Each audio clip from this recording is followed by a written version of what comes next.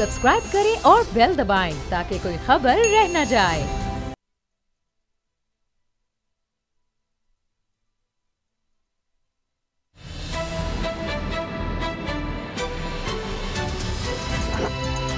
अब पता चला। अब पता चला में आज आप जान सकेंगे, औरों को नसीहत खुद मियां फसीहत, पीटीआई के खुफिया बैंक अकाउंट्स, साफ चली शफाफ चली या गड़बड़ घोटाला, चिराग सबके बुझेंगे हवा किसी की नहीं, सादिक और अमीन का सर्टिफिकेट खतरे में,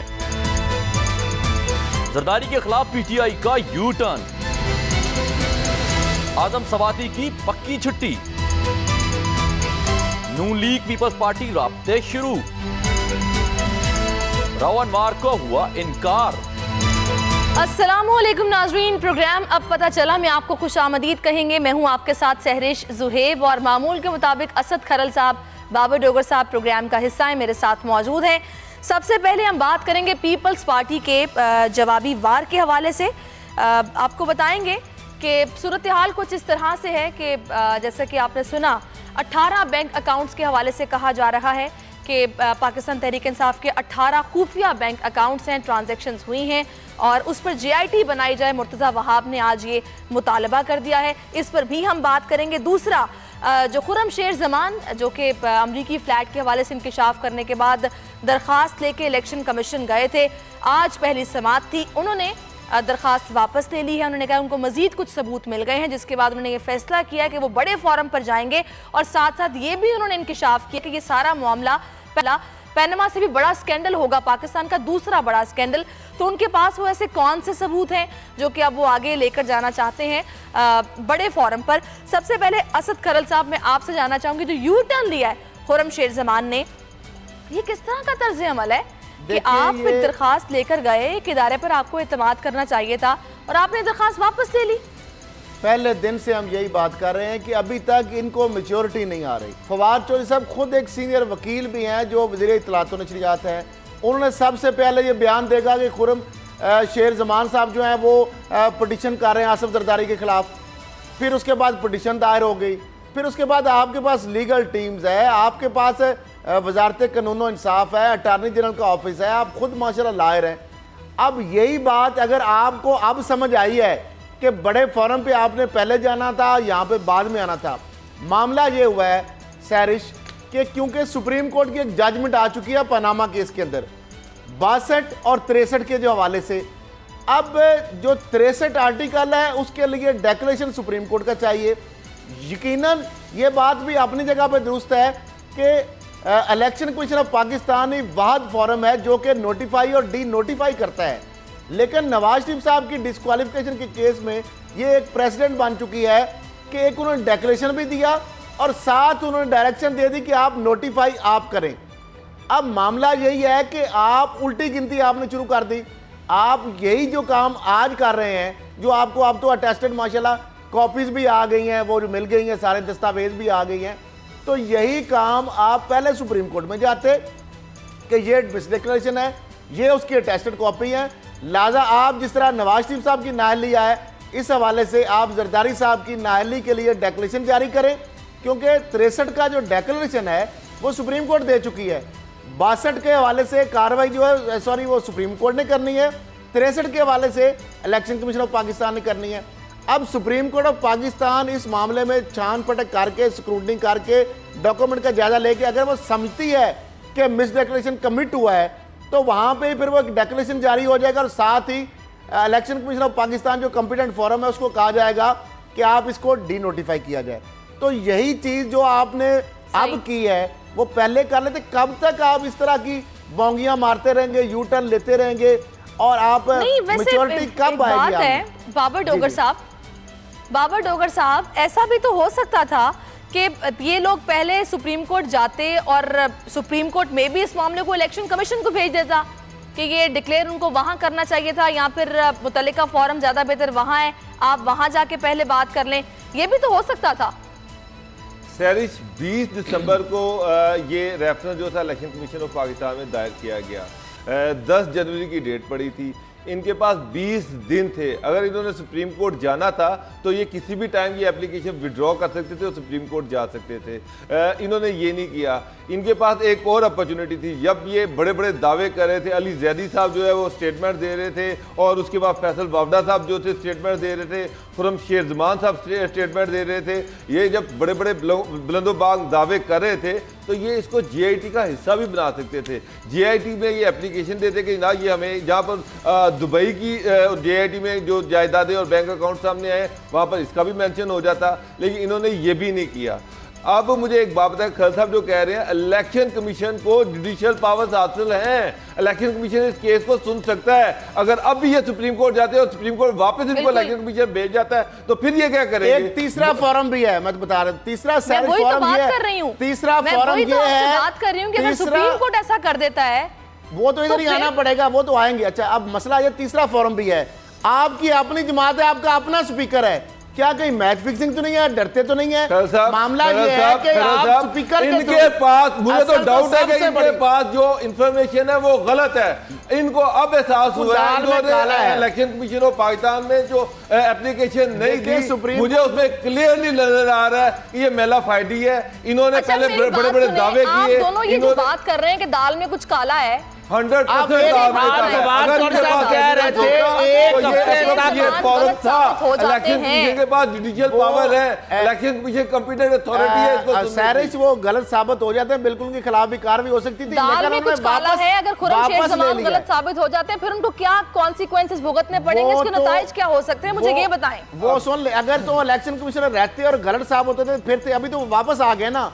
अब अगला मामला सुप्रीम कोर्ट जाने के लिए कितने दिन चाहिए? फवाद चौधरी साहब ने आज कहा कि 1 हफ्ते तक हम दायर कर देंगे, पहली बात। दूसरी बात यह है कि इनके पास एक बड़ा जबरदस्त फॉर्म था, कानूनी फॉर्म था, कॉम्पिटेंट फॉर्म था, वो था स्पीकर कौमी असम्बली। खुरम, ये कोई भी एमएनए स्पीकर कौमी असम्बली को, ये कोई आदमी वो एक दरखास्त देता है कि जनाब ये जो बंदा है इसके खिलाफ आप इलेक्शन कमीशन ऑफ पाकिस्तान को रेफरेंस फॉरवर्ड करें। नहीं कर सकता। देखिए पहले अथॉरिटी नहीं है इसमें ये जो रेफरेंस था ना, इलेक्शन कमीशन ने आज बुलाया था। आज उन्होंने पहले तो इनके कागजात की स्क्रूटनी करनी थी, मेरा ख्याल है टेस्टिफाई करना था। जब तक इलेक्शन कमीशन सेटिस्फाई नहीं होता कि ये कागजात ठीक है, दुरुस्त है और वेरीफाइड है, उन्होंने जरदारी साहब को इसमें नहीं बुलाना था। स्पीकर के पास क्या अथॉरिटी कि वो इन कागजात की स्क्रूटनी करता फिरे? वो कॉम्पिटेंट अथॉरिटी नहीं है। उसने फॉरवर्ड करने का काम तो कर सकता है ना, नहीं कर सकता, उसका कोई इससे लेना देना नहीं है। आप एलिगेशन सादक भेजते रहे माजी में, रेफरेंस भेजते रहे। इमरान खान साहब का फॉरवर्ड किया था उन्होंने। मेरी बात सुने, एक चीज आपने छुपाई है, आप उसका कोई भी बंदा, आप भी जरूरी नहीं है आप भी जाके इलेक्शन कमीशन में जाके पिटीशन कर सकते हैं। तो इसका मतलब ये नहीं कि स्पीकर या तो इसमें लूप होल है, या आप इनको अगर जो मशवरा 20 दिन बाद किसी ने दिया तो ये मैं आपको एक बात बताऊं, या इस इंसिडेंट के बाद ना पीटीआई के मेंबर्स की क्रेडिबिलिटी जीरो हो गई है। अवाम पहले बड़े दिनों से इनका तमाशा देख रहे हैं, रोज ये नई स्टेटमेंट देते रहे हैं, हर एक के बारे में, कभी नून लीग की करप्शन के बारे में ये बात कर देते हैं, कभी ये सुप्रीम कोर्ट की जुरिडिक्शन में चले जाते हैं। मुझे एक बात बताएं, हर मामला अदलिया के पास लेकर जाना जरूरी है? एक तो पहले ओवरबर्डन वो हो चुके हैं कि वो काम जो हुकूमतें करने वाले हैं वो उनको करने पड़ रहे हैं, आप हर मामला उठा के अदलिया के पास चले जाते हैं। अब अगर एक मुतल्लिका फोरम मौजूद था, इलेक्शन कमीशन था, आप इदारों पर एहतराम की बातें करते हैं, इदारों पर एतमाद की बातें करते हैं, आप वहीं पर रुकते हैं ना। बिल्कुल अवॉइड करना चाहिए। पहले तो बात बड़े फोरम पर जाएंगे, बड़ा फोरम असल फोरम तो इलेक्शन कमीशन है। आज मैं आपको बताऊं, अगर ये आज कागज वहां पे लेके जाते और आज ही वो वेरीफाई हो जाना थे, आज ही स्क्रूटनी हो जानी थी, आज ही पता चल जाना था कि कागज असली है या नकली है, कागज वेरीफाइड है या नहीं है, और ये सारा कुछ आज दूध का दूध पानी का पानी हो जाना था। कागज वेरीफाइड के साथ साथ डॉक्यूमेंट इशू ये है कि वो प्रॉपर्टी 2008 से पहले डिस्पोज हुई है, बाद में हुई है, कब हुई है, प्रॉपर्टी जरूर एग्जिस्ट करती थी, लेकिन मामला इसमें डेट्स का है, और उस डेट्स के अंदर जरदारी साहब क्या उस कैटेगरी के अंदर फॉल करते हैं नहीं करते? मेरा ख्याल जो जहां तक है कोई एम्बिगुइटी है, अटेस्टेड जरूर है कागज, लेकिन उन कागजों के बगैर जो बाद इन्होंने स्क्रूटनी की है, शायद इनका केस को मजबूत नहीं था, कोई लूप होल रह गया था, कुछ ना कुछ जरूर है, फिर इसके पीछे कुछ ना कुछ कहानी जरूर है। फिर पीपल्स पार्टी को चाहिए कि इनके खिलाफ कोर्ट में जाए और चीफ जस्टिस को इसका नोटिस लेना चाहिए। किसी जिम्मेदार मिनिस्टर को ये राइट हम नहीं दे सकते तो जब चाहे जिसकी मर्जी चाहे इस तरह से वो पसूल उतार दे, उस पर एलिगेशन लगाना शुरू कर दे। आपने स्पेसिफिकली मैनहट्टन में property Ali Zaidi on record उन्होंने ये स्टेटमेंट दी है। ये तो थमने वाला है नहीं, दोनों तरफ से इल्जामात लग रहे हैं, जवाबी वार हमले किए जा रहे हैं। मुझे आप एक बात बता दें कि सारी सूरत हाल के बाद आप नहीं समझते जो पीपल्स पार्टी का मौकिफ है उसकी तायद हो जाएगी, उसको वेटेज मिल जाएगी? जो सियासी इंतकाम की बातें की जा रही हैं, जो इंतकामी कार्रवाइयों की बातें की जा रही हैं, क्यों इस तरह की बोंगियां मार रहे हैं? यही तो हम बात कर रहे हैं कि जब आपके हाथ में कान आया, आपके हाथ में नाक आया, जो चीज़ आई आप पकड़ के उसको फौरन मीडिया में आके स्टेटमेंट देनी शुरू कर देते हैं बगैर सोचे समझे।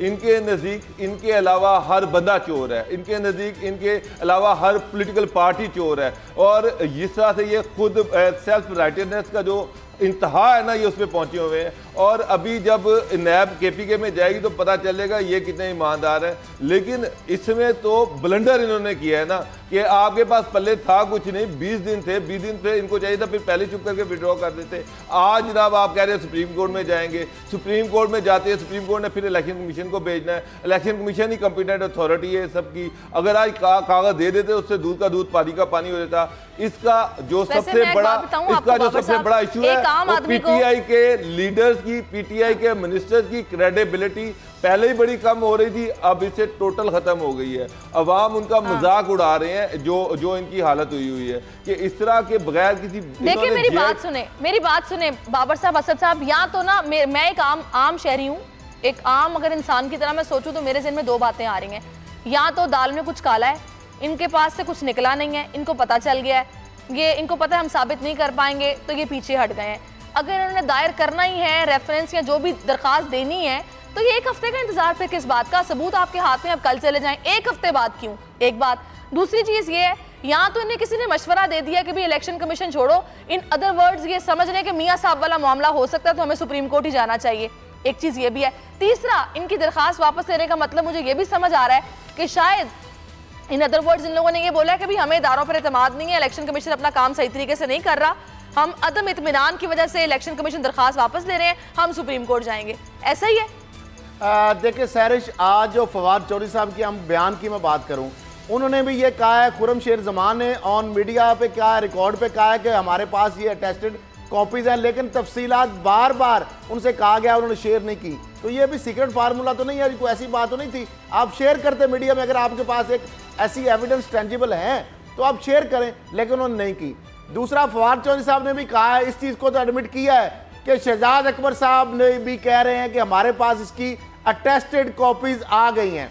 तो जब आपके पास अटेस्टेड कॉपीज भी आ गई हैं, ऑलरेडी आपकी petition election commission of Pakistan में ग्राउंड्स मौजूद हैं, वो कॉपियाँ अटेस्टेड पहले फोटोकॉपी थी, अब आ गई, तो ये एक दिन का काम है। कल भी आप कर सकते हैं, परसों भी कर सकते हैं, एक हफ्ते का आप टाइम कह रहे हैं कि एक हफ्ते तक इसकी कर देंगे। तो इसमें आवाम आदमी तो इसको डील भी समझेगा, लूप होल भी समझेंगे, प्री मैच्योरिटी भी है, कुछ ना कुछ जरूर है। एक तरफ वो एमपी है सिंध के रहनुमा है, दूसरी तरफ फवाद चौधरी साहब है। अच्छा, जब हमने प्रोग्राम का आगाज किया था, जब हमने प्रोग्राम का आगाज किया था तो मैंने कहा था कि पीपल्स पार्टी के जवाबी वार की हम बात करेंगे सबसे पहले। तो ये दोनों मामलात हम इन पे बात हम कर रहे हैं, लेकिन इससे पहले मैं चाहूंगी, कुछ मियाँ साहब बड़ी मुश्किल में है, उनको उनकी जो शिकवे शिकायतें पहले थोड़ी सी उन पर बात कर ली जाए, उसके बाद हम आगे बढ़ जाएंगे। बात यह कि मियाँ साहब से आज मुलाकात का दिन था। आपको पता है मरियम नवाज अपनी वालदा के हमरा गई और खाने में माशाल्लाह, खाना तो आपको पता है मियाँ साहब शौकीन तो हैं खाने के, मछली और गाजर का हलवा था, ज़बरदस्त सर्दियों के लिहाज से खाना था, जो मेन्यू उनके लिए आज उनकी बेटी तैयार करवा के लेके गई हैं। लेकिन जनाब बात यह कि जो लीगी रहनुमा वहाँ पर पहुँचे हैं मुलाकात के लिए, पीपल्स पार्टी के रहनुमाओं ने भी मुलाकात की है, नून लीगी तो थे ही थे, उसके अलावा मखदूम अहमद महमूद साहब ने मुलाकात की है उनसे, जो कि साथ में साबिक गवर्नर पंजाब उनके मौजूद थे। तो मियाँ साहब ने शिकवे शिकायतें की हैं। एक तो उन्होंने कहा है कि देखें मुझे टीवी तक नहीं दिया हुआ, एक अखबार बार बार पढ़ के मैं थक जाता हूँ, ये मेरे साथ सलूक हो रहा है, एक चीज़। दूसरा उन्होंने कहा वो जो बातें करते थे एनआरओ की, बताएं कहाँ है एनआरओ। बात उनकी बिल्कुल ठीक है कि एनआरओ की बातें तो बहुत हो रही थी, अगर एनआरओ मिल जाता तो आज वो जेल में बैठे होते। सबसे पहले मुझे ये बताएं कि ये जो उनके साथ सलूक हो रहा है ये तो जायज़ बात नहीं है ना, उन्होंने मुल्क की इतनी खिदमत की है। बाबर साहब, सबसे पहले जितने लोग मिले हैं मेरी उन सबसे बात हुई है, मुझे किसी ने ये नहीं कहा कि मियाँ साहब बीमार नजर आ रहे थे, मियाँ साहब कमज़ोर नजर आ रहे थे। मुझे सब ने कहा कि जी हम देख के हैरान रह गए कि मियाँ साहब बड़े माशाल्लाह से बड़े सेहतमंद, वही लालियाँ उनके चेहरे पे थी और बड़े बिल्कुल वो फ्रेश नज़र आ रहे थे। पहली बात तो वो जो कहानियाँ सुनाई गई, मियाँ साहब बीमार हो गए, मियाँ साहब लागर हो गए, मियाँ साहब को ये हो गया, वो सारी झूठ का पलंदा है। दूसरी बात यह है कि आज उन्होंने जो वहाँ पर मीटिंग की है, आज मखदूम अहमद महमूद भी मिले हैं और उन्होंने उसके बाद पार्टी से भी मीटिंग की, पार्टी से मुशावरत की है और पार्टी में एक चीज़ उन्होंने बड़ी कैटेगोरिकली क्लियर कर दी है कि पीपल पार्टी के साथ जो रोमांस है वो सिर्फ मुज़ाकरात की हद तक है, इससे आगे कुछ नहीं है।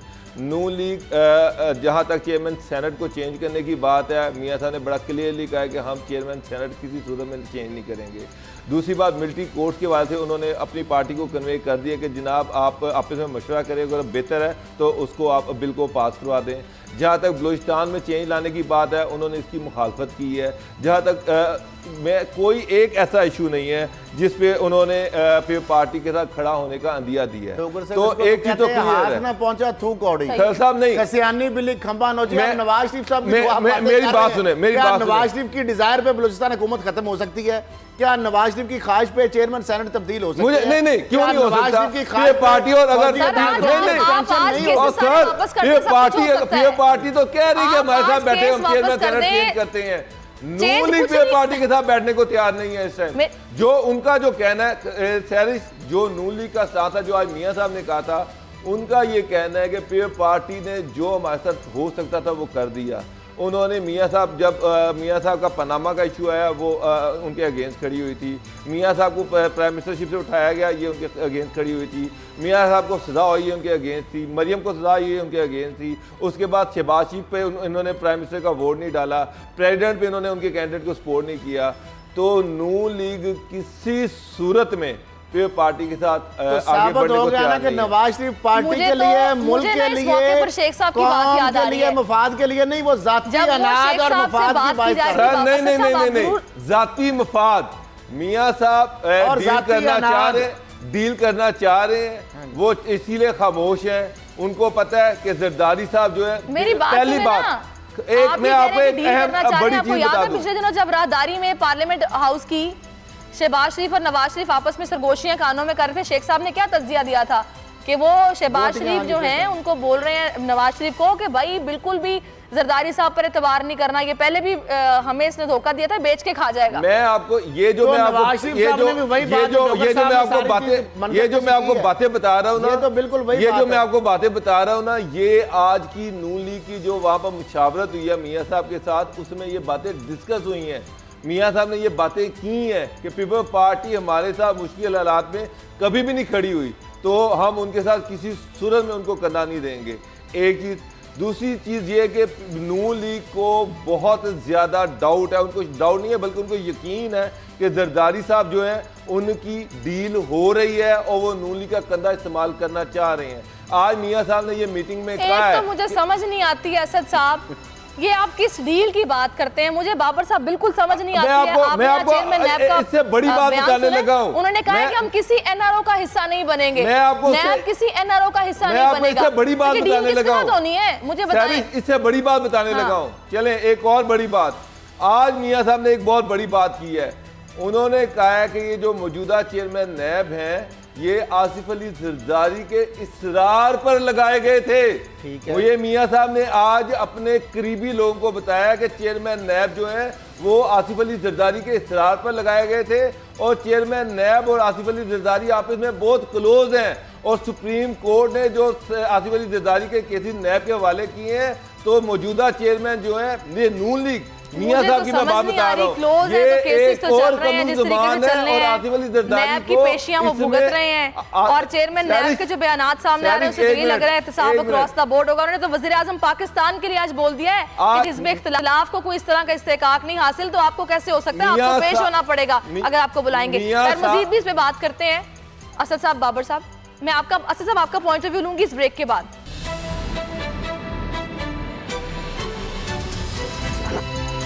अब पता चला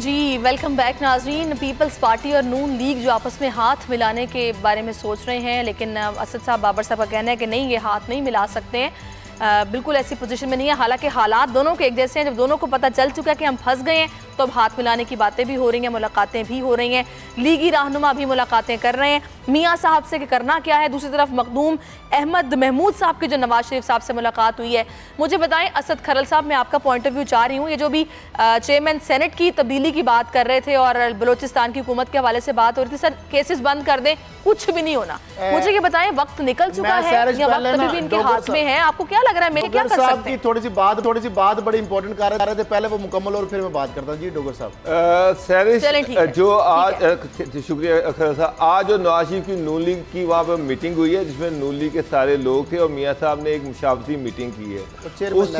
उसमें उन्होंने बड़ा क्लियरली आज उन्होंने बताया कि जो कि आसिफ अली जरदारी साहब जो हैं उनकी डील होने वाली है। उनका ये कहना था कि चेयरमैन नैब, जो मौजूदा चेयरमैन नैब है जस्टिस जावेद इकबाल, जब उनको लगाया जाना था ये नाम आसिफ अली जरदारी ने प्रपोज किया था और फिर पार्टी उस पर स्टैंड ले गई थी कि जनाब इस पर वो कंप्रोमाइज़ नहीं करेंगे इस नाम पे। नवाज शरीफ का ख्याल है कि जावेद इकबाल और जरदारी आपस में बहुत करीब है और जो उनको केसेस रेफर किए गए जरदारी के साहब के खिलाफ, उनका कुछ नहीं बनना, उससे कुछ नहीं निकलना और ये एक डील है, लिहाजा वो इस टाइम पे पार्टी का साथ देने को तैयार नहीं है। वो ये समझते हैं कि पार्टी नून लीग का कंधा इस्तेमाल करना चाह रही है और नून लीग अपना कंधा किसी तौर पे ऑफर नहीं करना चाह रही। एक चीज, अब इसी कॉन्टेक्स्ट में अगर आप देखें, अच्छा चले ठीक है, एक मिनट, अगर इसी डील वाले कॉन्टेक्स्ट में आप देखें तो अगर आसिफ अली जरदारी साहब की डील हो रही है तो आप फिर देखें कि खुर्रम शेर जमान ने आज जो इलेक्शन कमीशन से अपनी पिटीशन वापस ली है, अगर आप इसको देखें तो ये भी डील का हिस्सा हो सकती है। अच्छा, अब सैरिश मैं जो बात करता हूं कि जो डोगर साहब ने बात की ना, चेयरमैन नायब जरदारी साहब ने लगवाया है, मैं ये बात करेक्ट कर देता हूँ, एक थोड़ी सी ऐड उसमें कर देता हूँ कि पीपल्स पार्टी की जानिब से नाम जरूर आए थे लेकिन जरदारी साहब की नॉमिनेशन नहीं थी, ना खुर्शीद शाह साहब की थी। खुर्शीद शाह साहब को यह नाम दिया गया था, खुर्शीद शाह साहब ने उस बंदे को कहा था कि जरदारी साहब की इसमें एंडोर्समेंट जरूरी है।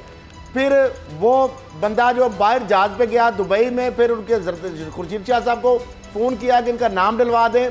फिर वो बंदा नवाज शरीफ साहब के पास जहाज पे आया, बड़ी तफसीली मीटिंग हुई और उसके बाद चेयरमैन नैब जो है उनकी जरदारी साहब से कोई बराह रास्त नहीं है। लेकिन बाद में नवाज शरीफ साहब और जरदारी साहब भी पछता रहे थे उस बंदे को कि आपने हमारे से ये क्या काम करा दिया है। दूसरी बात, बलोचिस्तान की हुकूमत की बात, बलोचिस्तान की हुकूमत पीपल्स पार्टी या नून लीग का वहाँ पे कोई इन्फ्लुएंस नहीं, लेकिन इन हाउस वहाँ पे अपनी उनकी जो मामलात हैं बलोचिस्तान की हुकूमत, इंटरनल जो पॉलिटिक्स है, शायद वज़ीर आला तब्दील हो जाए अगर उन लोगों की एक्सपेक्टेशन पे पूरा नहीं उतरते, वो इंटरनल आपस में पार्टी के अंदर मामला है। दूसरी बात, नवाज शरीफ साहब बिल्कुल फौजी अदालतों की एक्सटेंशन के ऊपर नून लीग इसकी मुखालफत नहीं करेगी। नैब कवानीन के हवाले से डोगर साहब बात कर रहे हैं, इसकी अमेंडमेंट भी आप नून लीग नहीं चाहती कि हो। पीपल्स पार्टी आज नवाज जी ने बड़ा क्लियरली कह दिया है कि नून लीग नैब कवानीन में कतई चेंज नहीं लाएगी। पार्टी चाहती है कि हो, वो बड़ी एग्रेसिवली तो वो कहा है ना, वो कहा तो है मौलाना साहब ने कि इन लोगों ने नैब कवानीन को खत्म नहीं किया तो भुगते, अपने दौर में करते, अब नहीं की तो भुगते। बिल्कुल सही कह रहे हैं मौलाना साहब। तो मुझे ये बताएं कि अभी जो आपने सुनी बात फयाजुल हसन चौहान साहब की भी, उन्होंने कहा है कि लोग मिन्नतें कर रहे हैं, कुछ लो और जान छोड़ो, हमें जाने दो।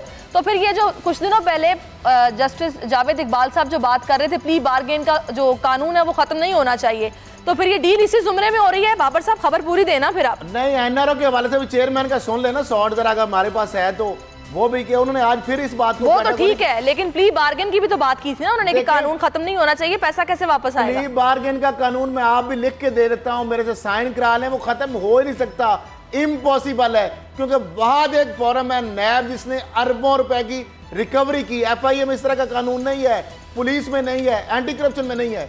देखें अब भी हमारा क्या प्राइम मुतालबा है हर बंदे का कि जिन्होंने माल लूटा है उनसे रिकवरी हो, तो रिकवरी के लिए कानून ही जब नहीं होगा, आपको एक अपॉर्चुनिटी नहीं होगी।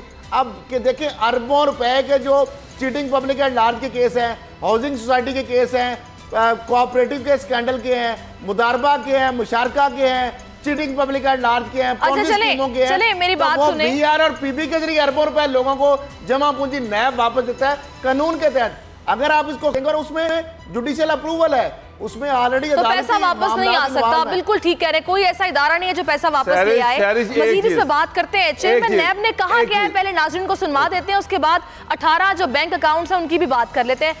पहले सुन लें चेयरमैन नैब क्या कह रहे हैं। हमारे लिए पाकिस्तान के तमाम सियासतदान, चाहे वो हज़ब इख्तिलाफ से हों, चाहे वो हज़ब इक़्तिदार से हों, काबिल एहतराम भी हैं, बराबरी का दर्जा भी रखते हैं, और कभी ऐसा नहीं हुआ कि हमने हज़ब इक़्तिदार को हज़ब इख्तिलाफ पर किसी किस्म की कोई तरजीह दी हो। अभी हज़ब इख्तिलाफ को मैं इतना ज़रूर कहूँगा कि थोड़ा सा बाज़ौक़ होने की निशानी होनी चाहिए। कम अज़ कम नैब को मंशा बम तो नहीं कहना चाहिए। हमने कभी ऐसी तो बात नहीं की कि हमें मंशा बम से तशबीह दी जाए, ऐसी कोई बात नहीं है। न कभी नैब मंशा बम था, न कभी नैब मंशा बम होगा। हाँ, आप ये कह सकते हैं कि हाइड्रोजन या नाइट्रोजन बम ज़रूर है जो सिर्फ़ और सिर्फ बदनवानी के ख़ात्मे के लिए आया है, और हमारा कोई मकसद नहीं, कोई ज़ाती। जी बाबर साहब, मंशा बम से तशबीह देना अच्छी बात नहीं है। आपने चेयरमैन नैब की गुफ्तगू सुनी है। देखिए, जो एक और उन्होंने जो सबसे अहम बात की है वो ये थी कि वो नैब किसी एनआरओ का हिस्सा नहीं बनेगा। ये आज की सबसे बड़ी बात थी जो उन्होंने की है। और उसके बाद इमरान खान साहब भी कह रहे हैं कि किसी किस्म का कोई एनआरओ नहीं होगा। नवाज शरीफ साहब कह रहे हैं कि मैंने एनआरओ इनसे मांगा कब है। तो एक चीज़ क्लियर कर लें कि जो नवाज शरीफ सही कह रहे हैं, ना तो इमरान खान साहब ने एनआरओ देना है, ना चेयरमैन नैब ने एनआरओ देना है। जो एनआरओ देना है ना, वो लोग कोई और हैं, और मियाँ साहब जिनसे एनआरओ चाह रही हैं, डील करना चाह रहे हैं, वो लोग कोई और हैं, और उनसे उनकी बातचीत चल रही है। और आप तो कह रहे थे ना छोटे मियाँ साहब की डील हो रही है, तो किससे हो रही बता देना फिर। कौन लोग हैं? वही लोग हैं जिनको मियाँ साहब कभी खलाई मखलूक कहते रहे हैं, वही लोग हैं जिनको महकमा ज़राअत कहते रहे हैं। तो इन लोगों से ही डील होनी है। नैब के पास कोई ऐसी चीज़ नहीं है जिनसे वो मियाँ साहब को छोड़ देगा या मियाँ साहब को क्लीन चिट दे देगा। ना खान साहब क्लीन चिट दे सकते हैं। जो क्लीन चिट देनी है वो किसी और बंदे ने देनी है, और मियाँ साहब को पता है किसने देनी है। और ये जो मियाँ साहब अभी जो कल साहब बात कर रहे थे कि मियाँ साहब ने कहा कि हमने नैब के लॉज को चेंज नहीं करवाना, हमने चेयरमैन सेनेट को चेंज नहीं करवाना, हमने नैब के जो कवानीन है उनको चेंज नहीं करवाना, हमने 18वीं तरमीम के हवाले से हमने किसी चीज़ का हिस्सा नहीं बनना। तो मियाँ साहब को पता है कि वो सबको पता है कि मियाँ साहब किन को खुश करने की कोशिश कर रहे हैं और किन से डील चाह रहे हैं, और डील उनसे ही मिलनी है। तो चेयरमैन नैब भी सही कह रहे हैं कि ना हम किसी डील नहीं, का तो ये तो बात, अब वक्त तो निकल चुका है इनके हाथ से। अब तो ये जेल में बैठे हुए हैं। ये पहले जब ये ताबड़तोड़ हमले कर रहे थे, जब जीटी रोड पर मौजूद थे, इनको तब नहीं ये बातें सोचनी चाहिए थी। सैरिश, वक्त वो भी गुजर गया है। अभी मरियम बाहर हैं, मरियम को अभी पकड़ा नहीं गया। अभी बहुत सारे इश्यूज हैं। मियाँ ये डील किसी भी टाइम हो सकती है, किसी भी टाइम इनको क्लीन चिट मिल सकती है। पहले भी मियाँ साहब पकड़े गए थे, जेल में चले गए थे, सजाएं हो गई थी, उसके बाद एकदम थी और फिर बाहर चले गए थे। तो मियाँ साहब अभी भी किसी भी वक्त डील हो सकती है। छोटी सी खबर असद खरल साहब से ले लेने दें। अब असद साहब, 18 अकाउंट्स खुफिया इलेक्शन कमीशन में डिक्लेयर नहीं किए, पीपल्स पार्टी ने जवाबी वार किया। आप हालांकि आज स्टेट बैंक ने कह दिया कि इस तरह की किसी भी मीडिया रिपोर्ट को हम मुस्तरद करते हैं, हमने ऐसी कोई जो रिपोर्ट है वो इलेक्शन कमीशन में जमा नहीं कराई है। खबर क्या आपके पास, ये मामला क्या है? मैं आपको बता देता हूँ, ये खबर बड़ी मजेदार है। आपने देखा था पनामा केस जब ऑफशोर कंपनीज का नवाज शरीफ के खिलाफ इमरान खान साहब और बाकी पार्टियां गई थी, तो हनीफ अब्बासी एक पिटीशन लेके चले गए थे, काउंटर पिटीशन उसको कहते हैं, कि इमरान खान साहब भी जी हमारे साथ हैं, और बड़ा खुश होते थे टॉक शो में कि मैंने बैलेंस कर दिया। ये जो मुर्तज़ा वहाब साहब जो मशीर इत्तलात सिंध है ना, इन्होंने वो फेक अकाउंट्स, वो मनी लॉन्ड्रिंग, वो ओमनी ग्रुप, वो जरदारी साहब वाला मामला, उसको मिलाने की कोशिश की है पीटीआई के साथ, उन अकाउंट्स के साथ। उन्होंने कहा कि ये 26 अकाउंट्स थे जो आइडेंटिफाई मतलब टोटल थे जमात के, लेकिन इन्होंने 8 अकाउंट्स वहां पे कराए हैं जमा, और जो 18 हैं उनकी नहीं दी। और स्टेट बैंक भी हमें तफसीला नहीं दे रहा। हम कौमी असम्बली में जाएंगे, सेनेट में जाएंगे, ये चोर मचाए शोर है, और ये आपस में मिलाने की मिक्सअप करने की कोशिश करें। असल तो हिसाब ये पूछना चाहिए कि पीपल्स पार्टी कोशिश की गई है और 26 अकाउंट थे, 8 की तफसीलात दी हैं, 18 की नहीं दी हैं, वो ये अकाउंट्स हैं। ये कोई लूट मार का पैसा तो नहीं है, बात करती हूं आपसे, का पैसा तो नहीं। सही है, चले सही है, छोटी सी ब्रेक लेते हैं, उसके बाद आके तफसीली बात करते हैं इस पर। ब्रेक के बाद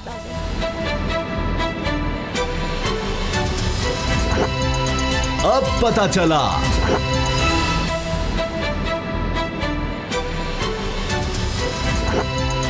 अब पता चला। वेलकम बैक नाजरीन। हम बात कर रहे थे मुर्तज़ा वहाब की, जिन्होंने आज जवाबी वार किया और 18 बैंक अकाउंट्स के हवाले से इंकिशाफ किया कि पाकिस्तान तहरीक इंसाफ के खुफिया ये अकाउंट्स हैं जो कि डिक्लेयर नहीं किए गए हैं इलेक्शन कमीशन में, लिहाजा JIT बनाई जाए। बाबर साहब, मैं आपका इस पर पॉइंट ऑफ व्यू चाह रही हूँ। असद साहब ने तो कह दिया है कि करप्शन का पैसा नहीं है, कुछ तरह के ट्रांजैक्शंस नहीं है। उन्होंने कोशिश की है कि जो फेक अकाउंट्स वाला पीपल्स पार्टी का मामला है उससे इसको मिला दिया जाए। आपका क्या ख्याल है? कोई बच्चों का खेल है इस तरह उठा के किसी पर इल्ज़ाम लगा देना? अब इन्हें साबित करना पड़ेगा फिर ये जो कह रहे हैं आज? देखिए, सबसे पहले PMLN जो है वो भी पार्टी फंड इकट्ठा करती है। मुझे पता है कि 2018 की जो इलेक्शन थे उसमें तमाम MPs जिनको उन्होंने टिकट देनी थी उनको टारगेट दिया था। एक तो उन्होंने ये कहा था कि तमाम MPs के जो कैंडिडेट है वो 3.5 लाख रुपया वो जो है वो पार्टी फंड में जमा करवाएं।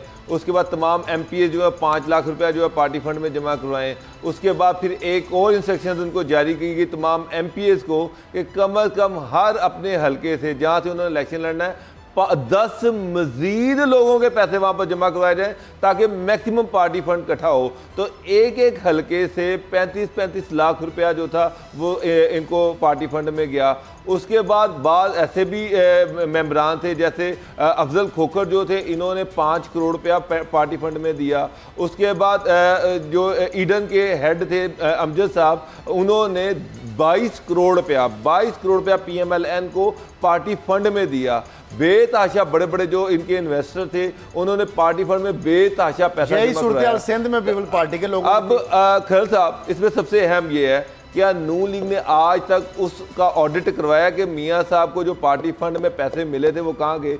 अरबों रुपया इनको पैसा इकट्ठा हुआ इलेक्शन में, चंद लाख और चंद करोड़ से पैसा किधर चला जाता है? वो आज तक कोई ऑडिट नहीं है, किसी को पता नहीं है। वो मियां साहब के अकाउंट, जाती अकाउंट में पैसा चला जाता है और ना वो किसी पार्टी वर्कर के लिए वेलफेयर में खर्च होता है, ना वो किसी को मिलता है। वो सारा पैसा मियां साहब खुद हड़प कर गए। यही हालात सिंध में आसिफ अली जरदारी साहब के पास हैं। जब वो टिकट देते हैं, टिकट के वो पैसे लेते हैं, उसके अलावा पार्टी फंड में चंदा अलहदा देते हैं। उसके बाद जितने सनतकार हैं जो पार्टी को सपोर्ट कर रहे होते हैं उनसे पार्टी फंड के नाम पर अलहदा पैसा लिया जाता है और ये अरबों रुपया वही बात है ना जो आप कह रहे थे, खाते में नहीं है।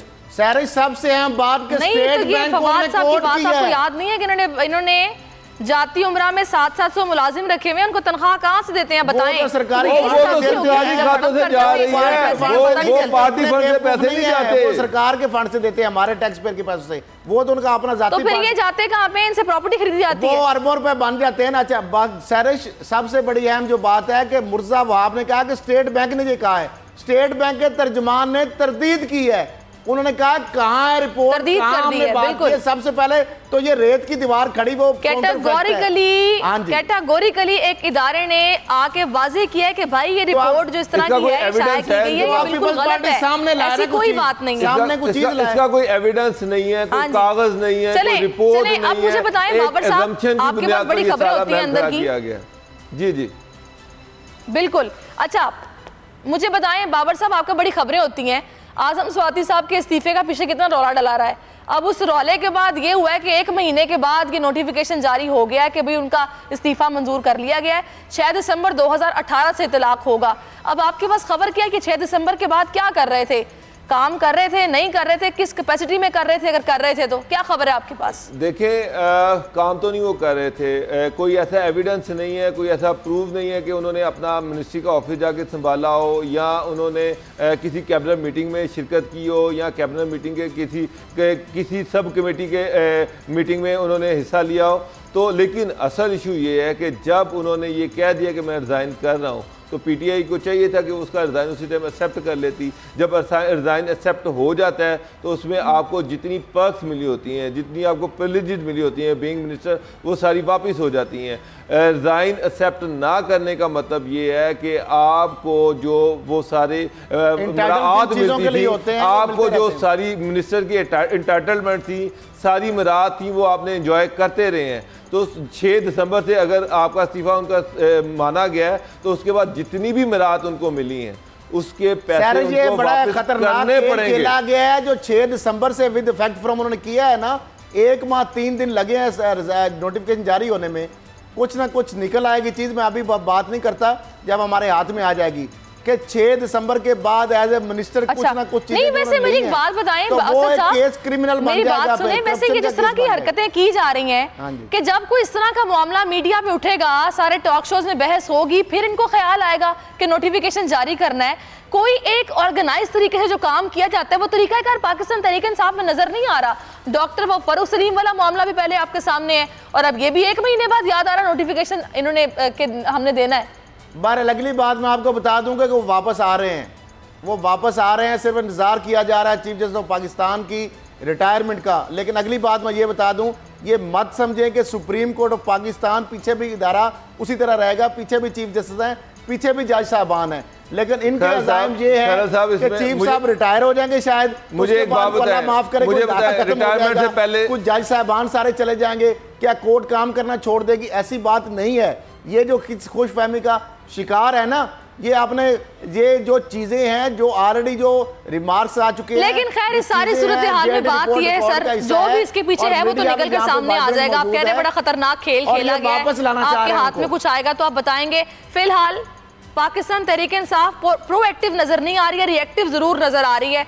जिस तरह की प्रेस कॉन्फ्रेंसेस की जा रही हैं, जो कुछ किया जा रहा है, ये नोटिफिकेशन जारी नहीं कर सकते ये लोग टाइम पे। खैर मुझे ये बताएं, सबसे पहले बाबर साहब आप बता दें, राव अनवार साहब के मामले पर आज जनाब उन्होंने बोला है कि जवान बच्चा मार दिया, इनका तो पासपोर्ट जब्त होना चाहिए।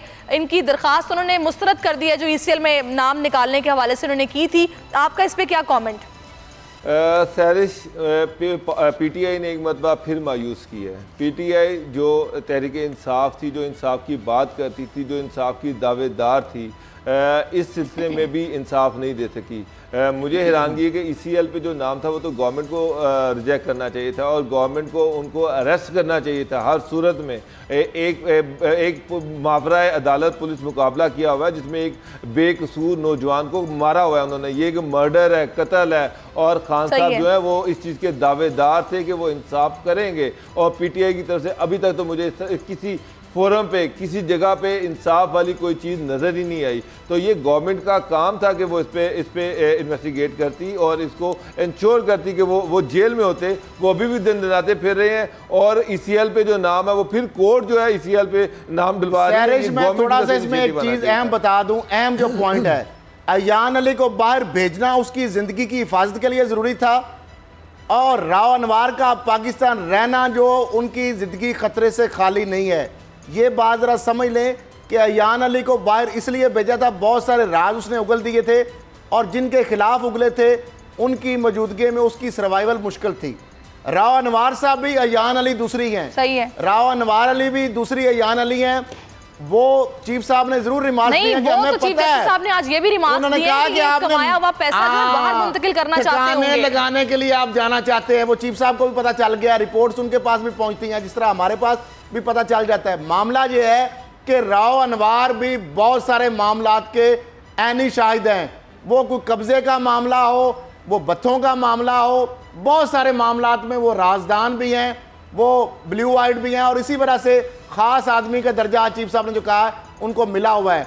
मामला ये है कि राव अनवार साहब को किसी भी वक्त, क्योंकि वो अहम वादा माफ गवाह बन सकते हैं, जिस तरह नून लीग के कुछ वादा माफ गवाह और सुल्तानी गवाह हैं, पीपल्स पार्टी और जरदारी साहब के लिए भी ऐसे लोग, बड़ा इनका रोल है।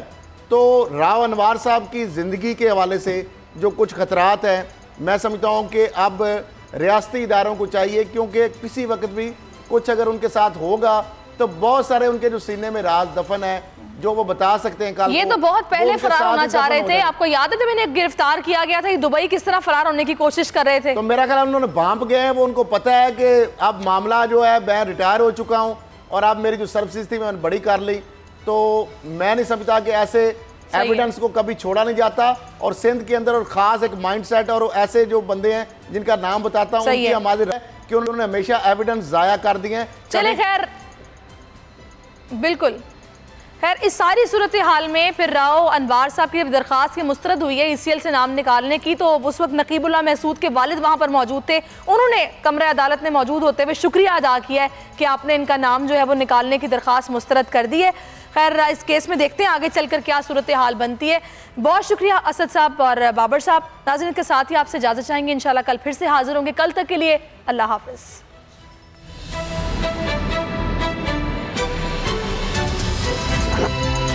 अब पता चला। सब्सक्राइब करें और बेल दबाएं ताकि कोई खबर रह न जाए।